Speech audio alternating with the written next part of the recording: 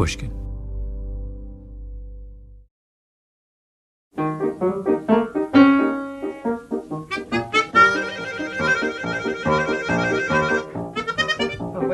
I always flatter myself I think I'm going to be able to play it that fast, and I actually can't.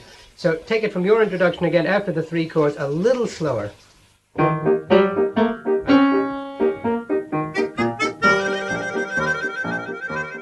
If you ever want to treat yourself to something wonderful, type in the name Adler and the word harmonica on YouTube. This is from an Australian program called Four Corners from 1961. There are 100 videos like this. Do people take you seriously with this instrument? Oh, what a nasty question. I do. Oh, I take myself so seriously. Oh, you take it so seriously, but do others? Well, if Vaughan Williams writes for the mouth organ, he's not doing this for a joke.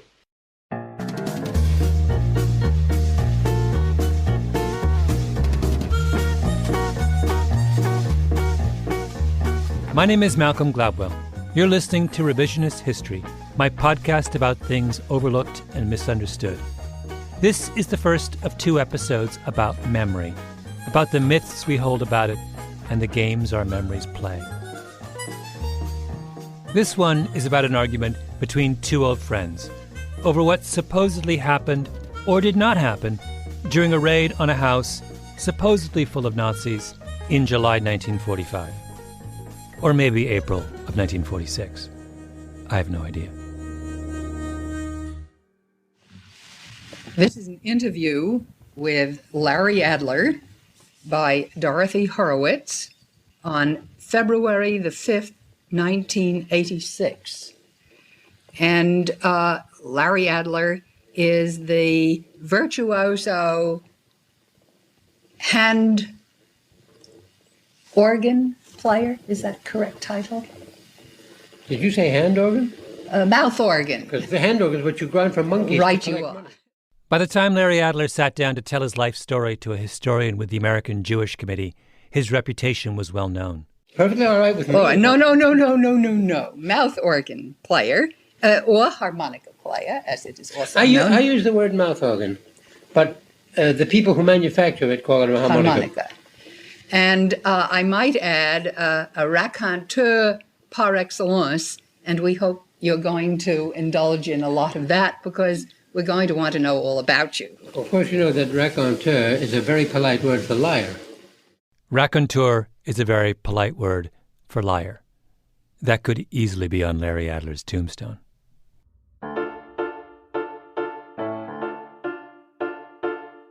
Larry Adler was the greatest harmonica player in the world. Your grandparents would know exactly who he was. I have to admit, I'd never heard of him until I was rooting around one day in the oral history archives at the New York Public Library. I ran across his interview, listened to it for a few moments, and was about to give up when Adler began to tell the story of his affair with Ingrid Bergman, back when she was considered the most beautiful actress in the world. They met while Adler was on tour at the end of the Second World War, entertaining the troops in Europe. Late one night, he's in a bar in Augsburg, Germany, playing the piano. And she came into the room where I was playing, liked what I was playing, asked me what it was. I said it was something I made up. And she said, "Have you written it down?" I said, "No, I can't write music." And she said, "You're very smug, aren't you? You're not only ignorant, you're proud of your ignorance." That's how I met Ingrid Bergman.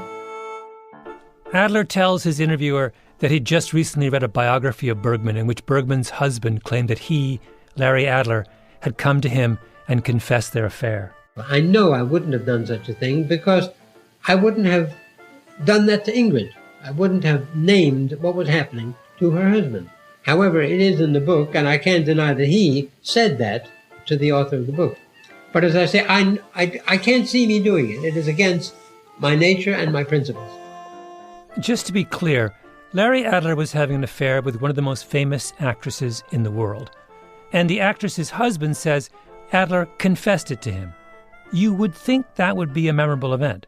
But Adler's response is, maybe. I guess it could have happened. By the way, in War and Peace, and I'm paraphrasing, of course, because you can't remember Tolstoy word for word, there's a sequence where a young man who's been at a battle, I think the Battle of Borodino, is in Moscow in a drawing room telling these very attractive young ladies about his war experiences. But he was behind the lines. He didn't see action. He only heard about action from other soldiers, but he saw that he was losing his audience because he couldn't give them any tales of battle action. So he began to use the stories that other soldiers had told him, but making it personal, as if he had experienced that action. And then Tolstoy has a line very much like this: "And he realized as he spoke that the truth was slipping away from him, and soon he would no longer know what the truth was." Now, I think that applies very much to anybody telling any story about anything. The officer in Tolstoy's War and Peace tells a story that isn't true, and from then on forgets that it isn't true. Larry Adler doesn't call the officer a liar or say he shouldn't make things up. Adler says that's the way memories work. They're up for grabs. In fact, throughout the oral history, Adler keeps summoning memories and simultaneously discounting them until he has completely convinced you that that's the way we all ought to act. The interview culminates in the story of the raid on the Munich boarding house full of Nazis, with his old friend, the dashingly handsome spy named Hans Werner, a.k.a. John Weitz. But we're getting ahead of ourselves. Larry Adler was born in Baltimore in 1914 to Jewish immigrants from Ukraine. His dad was a plumber. At the age of 2, he wandered away from home and was later found at a local bar standing on top of a pool table and singing "I've Got the Profiteering Blues" to wild applause. He was a prodigy. At 14, he took his harmonica on the train to New York City and talked his way into performing on Broadway. I passed the Paramount Theater, and Rudy Vallee's name was on the marquee. Rudy Vallee was basically the Jay-Z of the 1920s. So I got off the streetcar, sneaked past the stage door man, found Rudy Vallee, and started to play for him. And he interrupted me. He said, "Look, I'm just a master of ceremonies here, kid. I'm not an agent." Vallee put him on that very night. It was obvious even then that Adler was something special. He had perfect pitch, an astounding musical memory. He could make the harmonica sing in a way that no one else has ever done. If you watch any of those old videos of Adler on YouTube, he's mesmerizing. Slender, long, thin fingers, huge forehead, oversized eyes. There's a wonderful story about him in The New Yorker in 1942, which describes him as resembling a very young and slightly sinister kitten. Once, when he's living in Beverly Hills, Adler gets a call from Charlie Chaplin. Chaplin says, "Please come over and make a fourth for tennis because Bill Tilden can't make it." Bill Tilden, arguably the greatest tennis player of all time after Roger Federer. Adler goes over. There's a woman there with badly combed hair and black sneakers, and a man with a weird mustache. They hit for a while, and he realizes, oh, the woman is Greta Garbo, and the man with the weird mustache, Salvador Dali. Tilden, Garbo, Dali, Chaplin. This kind of thing happens to Adler all the time. He wanted to subtitle his autobiography, "Name Drops Keep Falling on My Head." He was friends with the legendary composer Frank Loesser, but he hated Loesser's wife, whom he called, wait for it, the evil of two Loessers. I mean, how much do you love this guy? Prince Philip wrote me a wonderful letter when my father died from Buckingham Palace and said, how close they were. That's Peter Adler, Larry's son. Prince Philip, of course, is the Queen's husband. Well, they were both members of an infamous club called the Thursday Club. And I think there were only 13 members, and they would meet every other Thursday at Wheeler's restaurant and all get very drunk and tell tales and whatever they did. And we were living in Grosvenor Square at the time, and in the middle of the afternoon, my father arrives without warning, totally drunk with Prince Philip. They'd come straight from a Thursday Club lunch.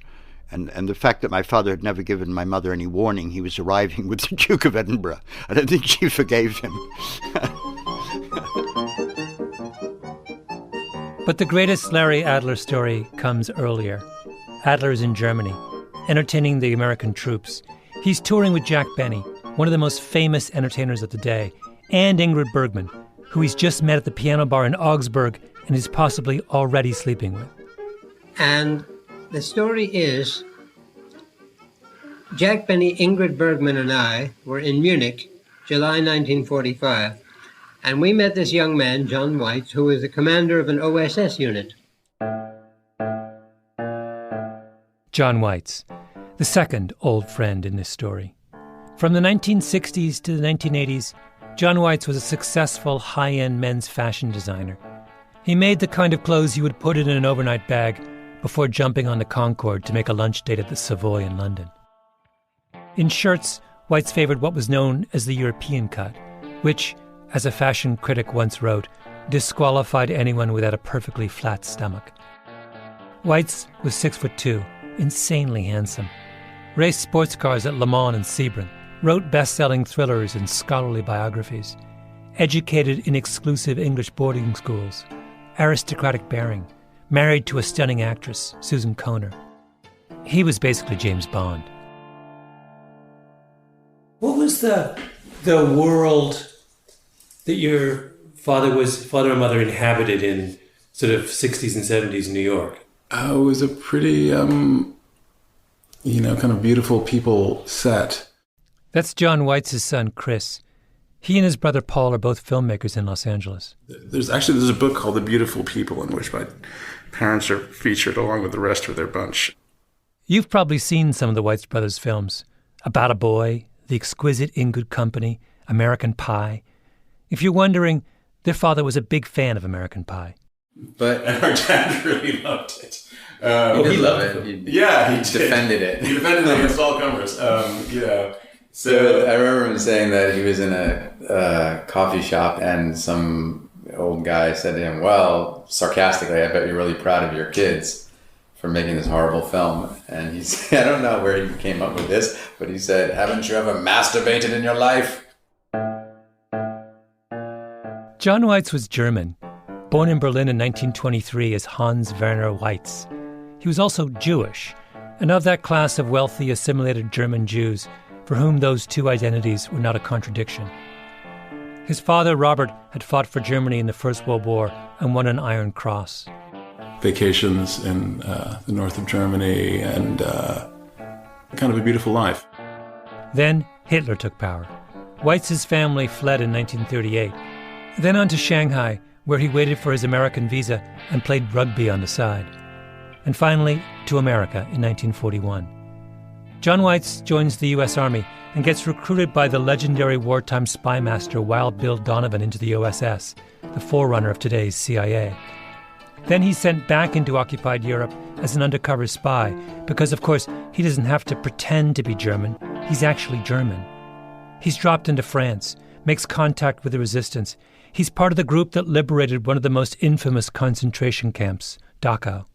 He told me about when he was in Dachau, seeing a gas chamber, and there was a little window whereby the operator could tell whether the people inside were dead or not.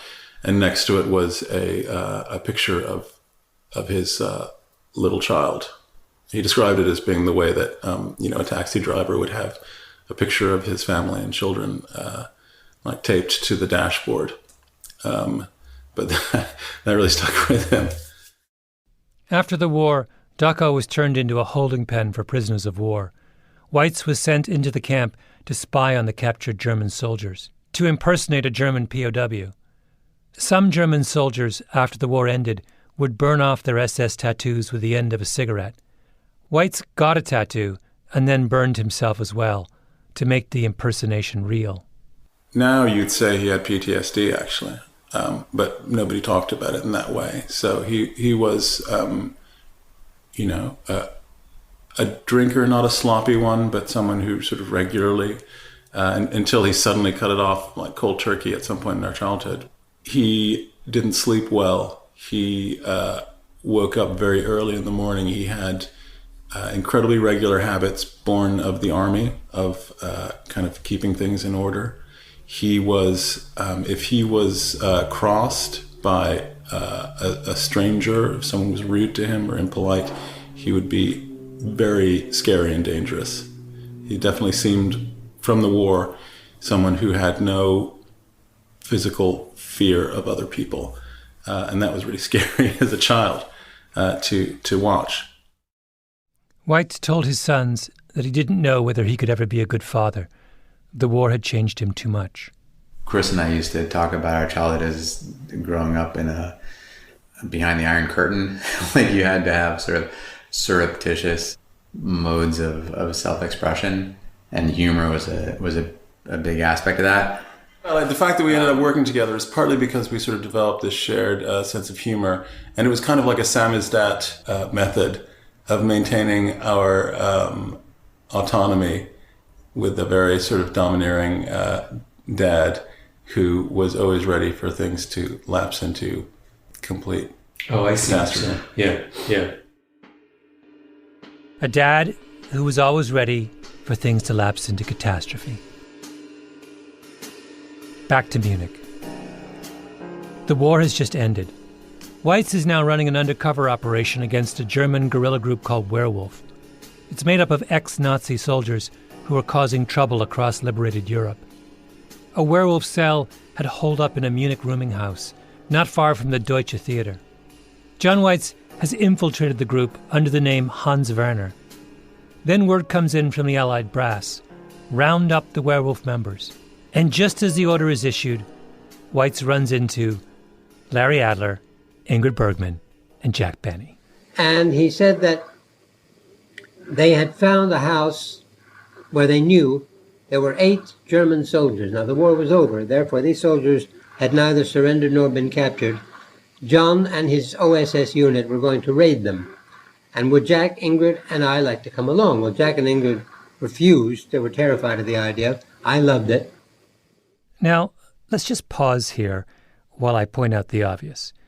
A 20-something John Weitz, the dashingly handsome undercover spy, runs into, respectively, America's most famous actress, America's most famous comedian, and the world's greatest harmonica player, presumably at a nightclub, and he invites all 3 of them to join him in raiding a house full of Nazi guerrillas, and one of them, the skinny harmonica player from Baltimore, says yes. The Weitz brothers, disciples of Hollywood, do not find this as odd as I did. Does it strike you, one of the many weird things with that story is the notion that you are an OSS officer in Munich, you're going to do this bust, and you bring along a famous harmonica player? What's strange about that? Well, I guess it's a testament to the power of celebrity. It's kind of like a ride-along, you know? Like Kevin Hart and Ice Cube. So Larry Adler prepares for his mission. I'm guessing he's lying in the arms of the world's most beautiful actress. He gets up, puts on a helmet, and goes off to capture some Nazis. So I met these OSS men at 4:30 in the morning. We got into a Jeep, went to this house, and according to John, the OSS men burst into the house. 2 of the Germans fired back at them and were killed. The other 6 were captured. Key phrase, according to John. John Weitz remembers a gunfight, but Adler remembers something completely different. My story is, when we got into the house, there were 2 old ladies. There was no firing. No one was hurt in any way. And so there are these 2 diametrically opposed stories by 2 people who were there. In John Weitz's memory, a house full of Nazis, a nasty battle, death, drama. In Larry Adler's memory, of the same night, nothing. No Nazis, no gunfight, no one dies. They burst in, and all they find is a room full of harmless old women, presumably knitting. But wait, there's another version. Same characters, same setup, only it's supposed to take place almost a year later, in April of 1946. I told this story to a group of publishers in London when I made a speech, and one of the publishers told me afterward, Mr. Adler, did you know that the raid you're talking about is mentioned in another book? And John Weitz is mentioned, but not by name. He's called Werner, because that was his name as an agent to infiltrate the German lines. John, under the name of Werner, is leading the raid. You are with him. And now there are 18 Nazi soldiers. The house is surrounded by armored carriers and floodlights. And I still remember 2 old ladies. So the question is, who is right? Exactly. Who's right? For the rest of their days, Adler and Weitz will argue about it. I remember Larry bringing up the story to Needle Dad. And my dad, the funny thing is, my father could be very, very forbidding and peremptory with people who sort of crossed him. For some reason, he had a soft spot for Larry. Everyone had a soft spot for Larry. What I heard at lunch was you were rounding up these Nazis, and all I saw was old women. Oh, Larry.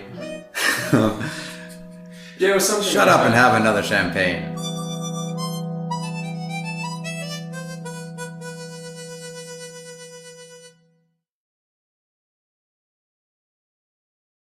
There's a very specific idea about memory embedded in the story Larry Adler tells from War and Peace. The story about the soldier entertaining a group of young ladies in Moscow and the Battle of Borodino. The officer wants to impress the people around him, so he moves himself to the front lines, and once he makes that improvement on the truth in the service of his own ego, what actually happens slips away. He becomes the victim of his own self-deception. That's the theory Adler believed in. He tells another story about the time he was in Newfoundland during the war, entertaining troops. He needs to get back to Gander Airport because he has a nightclub appearance scheduled in New York. He finds an airman who has a cargo plane which is going to be towing a glider, and he says to Adler, "You can ride in the glider." I was in the glider, the captain was in the front plane, and how exciting it was for me being in the glider, being towed, and how the most exciting part came when we were over Gander Airport and he cut the glider loose by a release mechanism and we floated down in this heavenly feeling I had of escape that I never wanted to land. Adler tells that story for years. Well, my daughter found a diary that covered my trip to Newfoundland. I wasn't in the glider, I was in the front plane. Now you see how that took over. It's a better story being in the glider. It makes it, if you say to somebody, I was in the first front plane, but we were towing a glider, that's no story. But say, I was in the glider, and that was very exciting, that's more of a story. So that after a while, the wish to be in the glider took over and became fact, and put me in the glider. And the truth is that I've never been in a glider in my life. That's what I mean by self-deception. Adler knew he had a big ego, and he simply assumed that his ego was out in the world rewriting history on his behalf. Which seems to make sense. Adler is the compulsive storyteller, right? The name dropper. In his New Yorker profile, there's this line, "The most casual request for information from a newspaper reporter or interviewer will often bring in reply a 12 or 15 typewritten single-space narrative composed and typed by Larry in person and containing dialogue and anecdotes." I think that whenever we run across someone telling a false story, we assume that this is what's happening, that the lie is driven by ego. In the next episode, I'm going to talk about an incident that you'll almost certainly remember, a modern version of Adler's glider story. Somebody famous was caught saying, in effect, that they were in the glider when they were actually in the plane pulling the glider. And the overwhelming assumption was that the storyteller changed the details of what happened because he wanted to look better, braver, bolder. But here's my question. Why do we always have to frame memory disagreements and errors in terms of character? Why do we always need a culprit? Because I'm not sure Adler can be explained away as an egotist. There were all kinds of ways in which he was anything but. At what point, I know life became somewhat complicated here. Adler was part of a group that went to Washington in the middle of the McCarthy era to protest the anti-communist hysteria sweeping through Hollywood. Then he got accused of being a communist.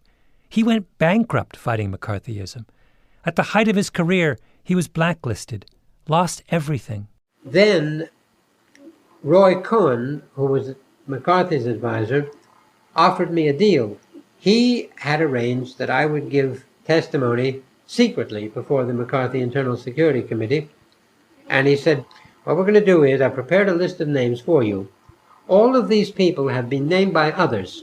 They've already been named. We know their names. You just read their names off and you're not hurting anybody. In the middle of a national hysteria, one that would end up ruining countless lives, Adler is offered a get-out-of-jail-free card. He won't take it. And I said, Mr. Cohen, what the hell's the sense of me reading a list of names that you already know? So he looked out of the window and he spread his hands and he says, go fight City Hall. We're all trying to get you back to work, Larry, and you're not helping us. So that was that. I wouldn't have given the name of an enemy. I just am against the principle of the informer. I always have been. I still am.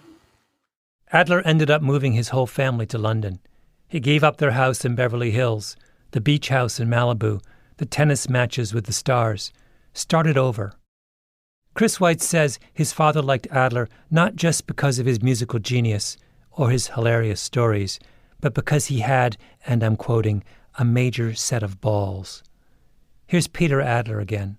He would really take huge risks on principle. He was a very, very principled man. And I remember him doing it, which terrified me. He did a public reading of the Satanic Verses with various other artists at the time that Salman Rushdie had the fatwa put on him, simply to protest against this kind of nonsense. And he would do a lot of things like that. And he wasn't doing it for publicity. He's doing it because he really cared about it. So maybe when the young John Weitz asks Larry Adler if he wants to do a ride-along on that raid in Munich, it's not a lark. Maybe he's serious. And maybe Adler volunteered because it was important. Remember, he's a Jew. In Munich, the birthplace of the Nazi Party. If it's all a lark, then the grandmother version is funny. It's the kind of punchline you can imagine landing well at a Hollywood dinner party. Larry Adler, the compulsive storyteller, wins over another crowd. But if he's serious about the raid, then the grandmothers aren't funny. They're not a punchline. They're a sad and awkward ending. My story is duller. One would never even tell such a story. And I would tell it only because that is my memory of it. He's right. But then consider his companion. John Weitz would go on to write many books, among them Friends in High Places, a thriller with a really complicated core. The main character was somebody who was in the auto industry and was joining the Nazi Party in order to get ahead in his career. I think he felt about himself that if he hadn't been Jewish, maybe there, but for the grace of God, would go his moral center. When John Weitz turned to writing serious historical biographies, his subjects were Germans from the same class he had come from, wealthy, cosmopolitan, intellectuals, who ended up serving Hitler. You don't have to be a psychoanalyst to make sense of these stories. They're Weitz's attempt to sort through the conflict between his love of his native Germany and his devastation about what his Germany had done. It's long ago. No, I know, but tell me. Well, I was young, and I could wear all sorts of clothes and make them look real. In 1997, Weitz went on the Charlie Rose Show. He and Rose talked happily about Weitz's new biography, until Rose started to ask Weitz about Weitz's own experience during the war. Did you go into Germany? I was in Germany, yes. Yeah, when? After... I'm going to pull this out of you, John. The journalist. Yes. Weitz doesn't want to talk about it. I started in France during the general time of the invasion plans. Plans? Yes. They dropped you by parachute into France? No. Oh, never. How'd you get in there? You have many ways of being delivered, but not by parachute because they can see you coming. Okay, so how'd you get in? Oh, you can go in by boat. Well, how did you can go get in? By a small plane. How did you get in? Well, by my small airplane. Small airplane. Small that airplane. Landed. But there were many beaches. Okay. You could So land the small quietly. plane landed on a beach. You fly. Yeah. You know, the dead stick is... This goes on and on. How many trips did you make in and out of France? 10? Oh, God, no. Less or more? Much less. Less? More than one, less than four. How's that? Lord, you're being the journalist. All right. Finally, Rose just gets exasperated. Tell me why you're so, at this late stage, Because what is the people code? Involved. What is the code that keeps you from being more forthcoming? Well, General Donovan issued a memorandum. Wow, Bill Donovan. Yes, our boss. Head of OSS. Which said, for as long as there are people alive, I spoke to one the day before yesterday on the phone, an 89-year-old ex-colonel of Panzers of Armored Forces, 9th Cross wearer, who was a resistance officer. As long as there are people alive, you'd be amazed at how many Germans, stupid ones, would still be angry at somebody who brought some form of resistance. This is 1997. The war has been over for more than half a century, and Weitz refuses to give anything more than the barest details of his experience because of a memo written by his former boss, who, by the way, has been dead for decades. Weitz and Adler are principled men. It's just that their principles take different forms. On matters of emotional significance, one man shrouds his memories in a blanket of chatter and whimsy. The other falls silent and retreats. When we encounter conflicts in memory, we want to label one party as a liar. We want to make a judgment. This strategy is authentic. This strategy is dubious. Adler is the egotistical one. Weitz is the evasive one. But why? Why can't we just accept that all of us deal with the uncertainty of our experiences in different ways? Memory does not reveal character. That's our mistake. In the early 1990s, John Weitz talked to a historian named Perry Biddiscombe, who was working on a book about the werewolf movement. Biddiscombe found Weitz's name in the phone book and called him out of the blue. This time, Weitz told yet another version of the raid. In this version, there was no shooting, no resistance, no one died. The members of Werewolf were all punks, too young to have fought in the war, full of false bravado. Weitz and his team of Allied soldiers surrounded the housing complex where the werewolf lived and arrested them. Then, and I'm quoting now from Biddiscombe's notes, the scene was invaded by forlorn mothers and grandmothers, each insisting that her lad was really a good boy and could not possibly be mixed up in this werewolf nastiness. Do you see what Weitz did? He took his version and combined it with Larry Adler's version. There were arrests and there were grandmothers. I have no idea whether it was conscious or not, but at the end of his life, Weitz decided that friendship was more important than memory. He decided not to be a memory fundamentalist. Larry Adler, for his part, gave his last concert in May of 2001 at the Royal Albert Hall.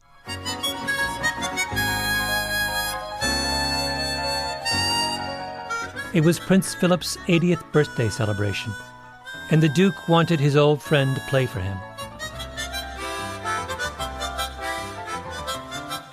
Adler was near the end. His son Peter knew he wasn't well. No, he was ill. He was in hospital, and he, much to my horror, had himself checked out, and he was wheeled onto the stage at the Royal Albert Hall by a nurse in a wheelchair. If the past is hazy and uncertain, then all you have is the present. That's what propelled Larry Adler. To seek his fortune on Broadway as a kid, to give the harmonica its due, to risk it all fighting McCarthy, to leave Ingrid Bergman in the early morning hours to go round up some Nazis. Even at the very end of his life, he wasn't going to stay in the hospital, was he? He privileged experiences over memories. And he played the harmonica from the wheelchair and blew every other artist off the stage. And he was wheeled off to a standing ovation. He was looking straight into camera, and I'm sure at me, going, "You do not tell me what to do." And died a few days later. I checked. He actually died 2.5 months later. Somewhere, Larry Adler is laughing.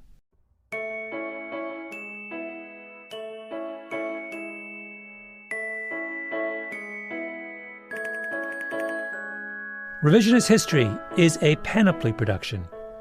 The senior producer is Mia Lobel, with Jacob Smith and Camille Baptista. Our editor is Julia Barton. Flawn Williams is our engineer. Fact-checking by Beth Johnson. Original music by Luis Guerra. Special thanks to Andy Bowers and Jacob Weisberg. I'm Malcolm Gladwell.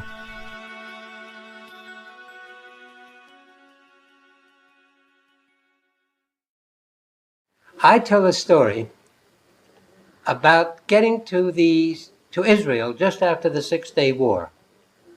Special service officer met me at the airport. I even remember his name, Major Zafrir. And he told me that an Israeli soldier had written a song, Sharm el-Sheikh. So I learned it. It was a damn good tune.